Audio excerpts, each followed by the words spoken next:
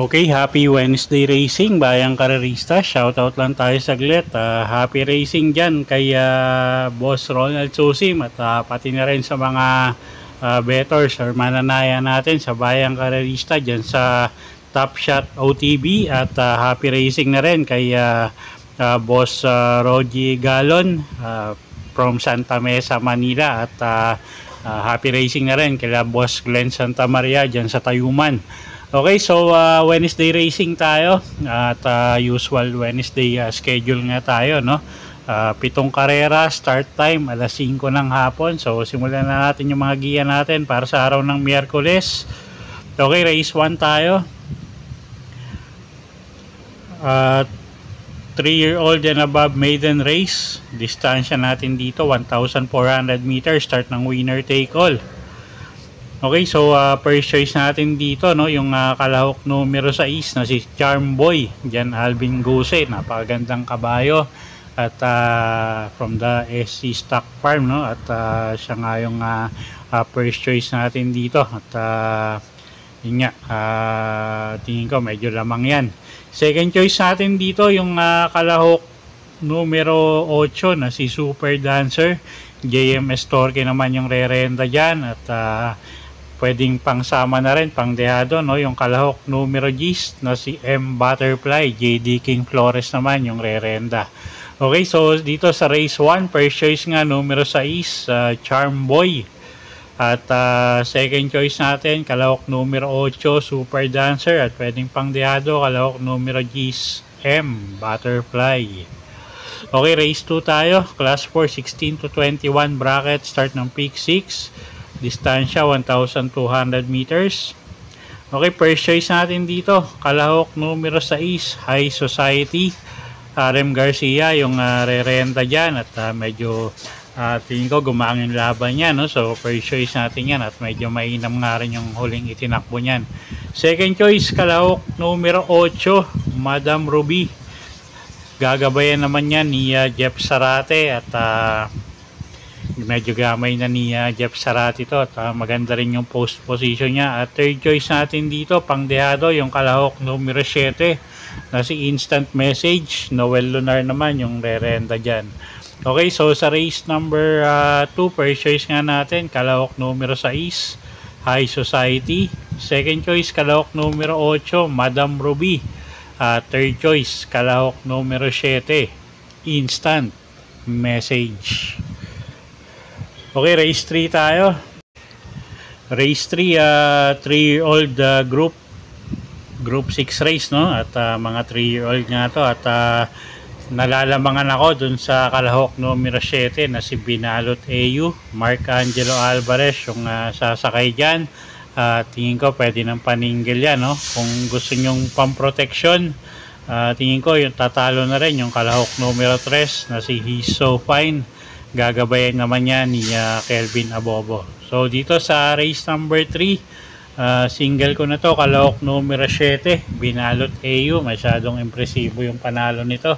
At kung gusto nyo pang protection, tingin ko yung numero 3 na nga rin yung pwedeng magbigay ng laban. Entry number 3, He's So Fine. Okay, next race tayo. Race number 4. Race 4, start ng peak 4. At class 5, 11 to 15 bracket. Distansya natin dito 1,400 meters.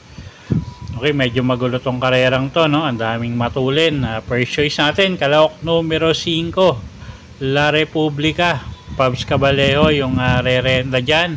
At siya yung nakikita natin na pwedeng rumimate, no? At baka mapabor yung lutsahan sa kanya, pati yung distansya. So first choice natin yan, numero 5, La Republica. Second choice natin, kalahok numero 9, isang dehado, Raining in Manila. RC Baldonado naman yung re-renta dyan at medyo maganda yung post position yan at tingin ko malaki rin panalo, no? Third choice natin, kalahok numero 8, Hang Loose. Mark Angelo Alvarez naman yung sasakay dyan. Okay, so sa race 4, first choice nga, kalahok numero 5, La Republica. Second choice, kalahok numero 9, Raining in Manila. At third choice, kalahok numero 8, Hang Loose. Okay, race 5 tayo, class 5, 6 to 10 bracket, distansya 1,400 meters. Okay, first choice natin dito, yung galing sa bakasyon na numero 1, My Star. Pati Dilemma yung re-renta dyan. Regular rider naman niya yan. So, tingin ko lang magiging problema, no? At medyo mababa yung laban ngayon. So, first choice natin yan, numero 1, My Star. Second choice, kalahok numero 5, Golden Aria.